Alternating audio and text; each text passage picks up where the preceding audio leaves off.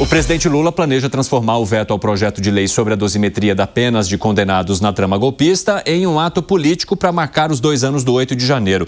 Vamos entender essa história então com o nosso André Anelli, que está nesse plantão conosco também. Porque o presidente quer enfatizar a importância da defesa da democracia e de se combater atos que atentem contra ela. Fala um pouquinho sobre essa estratégia, hein, Anelli? Seja muito bem-vindo. Vamos juntos nesse plantão. Vamos juntos nesse plantão, já antecipando o Feliz Natal para você, né, Evandro? Para toda a turma aí do 3 em 1 e especialmente para quem está ligado aqui na Jovem Pan. Muito boa tarde a todos.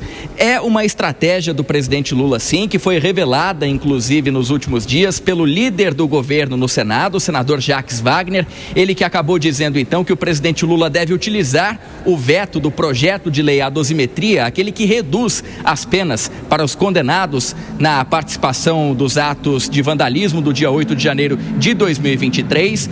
O presidente Lula deve usar o veto a esse texto aprovado na semana passada pelo Congresso Nacional, justamente no dia 8 de janeiro de 2026, quando completam então 3 anos de tudo aquilo que resultou nas depredações dos prédios dos 3 poderes. Essa estratégia foi revelada então pelo líder do governo no Senado em uma entrevista à Rádio Metrópole da Bahia. E a gente destaca que vai muito em linha de tudo aquilo que o presidente Lula já disse nos últimos dias, principalmente em relação à estratégia dele de vetar o projeto de lei, mas também de convocar a presença dos ministros do primeiro escalão do governo federal para que estejam aqui em Brasília a partir do dia 8 de janeiro para participarem de uma cerimônia, possivelmente aqui no Palácio do Planalto, fazendo alusão a esse aniversário do triste acontecimento das depredações dos prédios dos 3 poderes. A gente destaca ainda que o próprio governo federal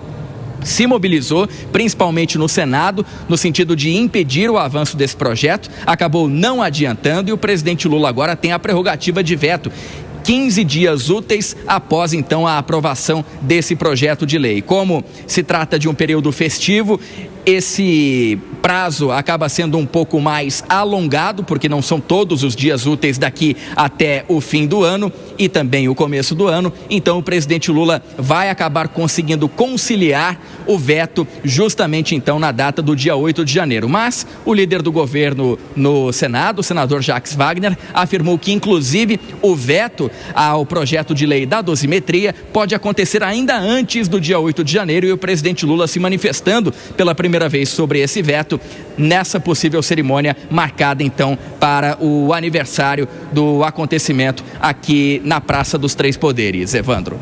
Muito obrigado pelas informações, viu, André Anelli? Um bom trabalho, a gente vai se falando ao longo aqui do nosso 3 em 1, meu amigo. Até mais.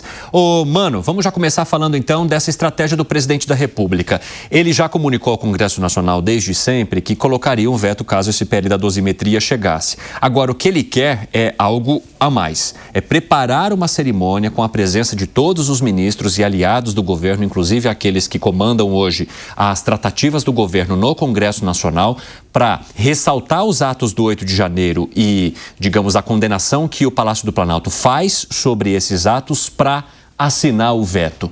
Aonde o presidente quer chegar e que mensagem que ele vai passar justamente na entrada de um ano eleitoral, hein, Mano? Pois é, Cine, é um verdadeiro presente que foi dado ao presidente Lula poder rememorar os acontecimentos do 8 de janeiro no aniversário da data, iniciando o ano eleitoral. Lá atrás, em 2023, eu dizia que a oposição, o campo antipetista, tinha uma escolha pela frente. Iam virar a página e superar todos os acontecimentos que levaram ao 8 de janeiro, focando em construir um projeto de país alternativo ao PT, ou ficariam abraçados aqueles manifestantes radicais que decidiram invadir a Praça dos 3 Poderes. Na prática, a gente chega no novo ano eleitoral com uma resposta muito clara a esse dilema que estava posto lá atrás. A oposição escolheu se abraçar à versão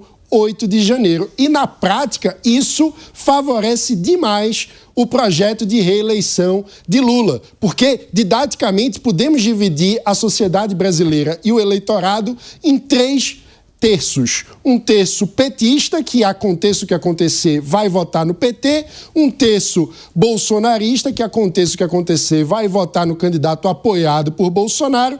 E tem um terço que é pêndulo, que já votou em Bolsonaro, já votou em Lula e vota muito mais pelo veto do que pela escolha. E o que aconteceu 4 anos atrás foi um veto ao radicalismo do bolsonarismo. O que Lula faz agora é relembrar para a sociedade, é apostar na memória das pessoas a respeito desse radicalismo que levou as pessoas a vetarem a oposição ao PT e, portanto, a eleger Lula. É essa a aposta de Lula nesse ano eleitoral. Ô Zé Maria Trindade, você acha que como estratégia política para 2026, refrescar a memória das pessoas pode ser uma boa jogada?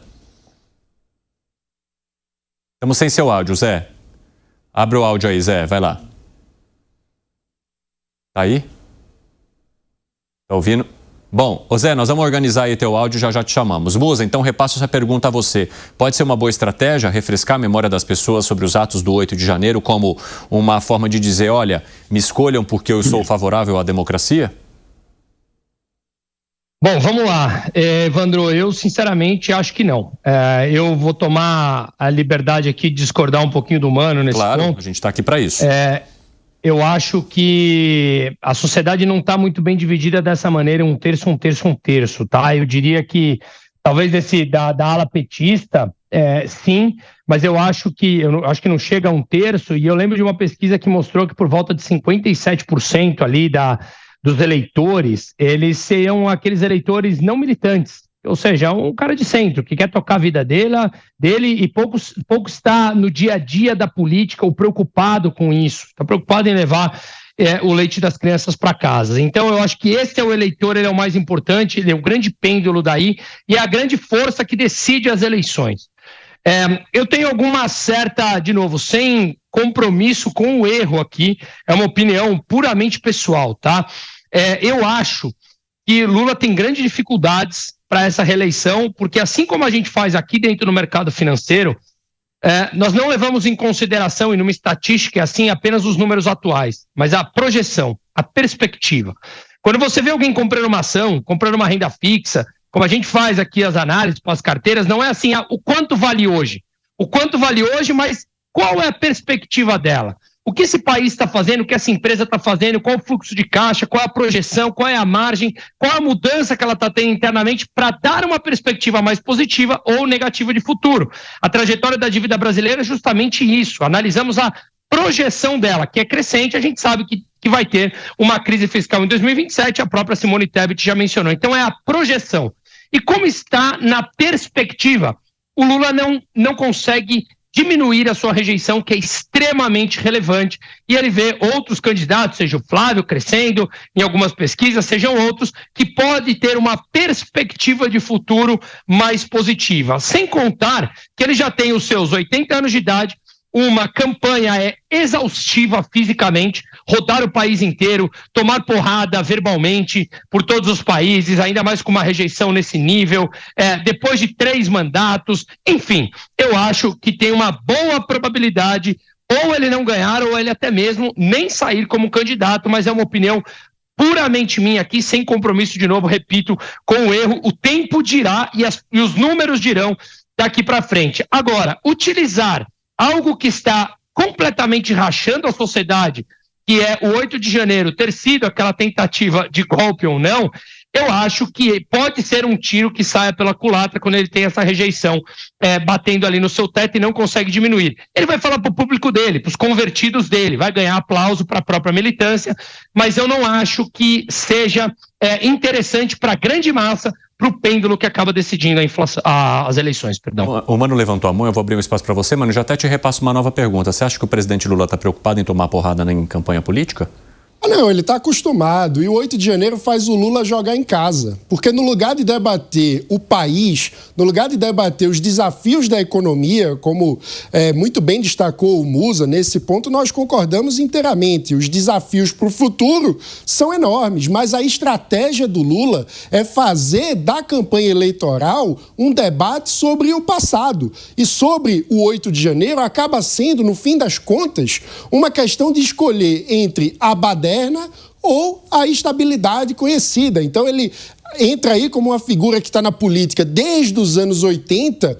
No fim das contas, ele diz: você prefere a pasmaceira que eu represento de sempre ou a baderna do 8 de janeiro, do pessoal que não respeita a lei e invade os prédios públicos? No fim das contas, é curioso porque esse acaba sendo até um discurso conservador, que chega no colo do presidente Lula, não do ponto de vista ideológico, mas do ponto de vista político, da calmaria ou pasmaceira versus a baderna. E isso acaba favorecendo o presidente Lula para que ele jogue em casa, no lugar de debater o que é realmente importante para o país, que são os nossos desafios, que são enormes e, infelizmente, provavelmente vão passar ao largo do debate eleitoral. Ô Zé Maria Trindade, agora eu quero ouvir de você. Como é que você avalia essa estratégia do presidente da República?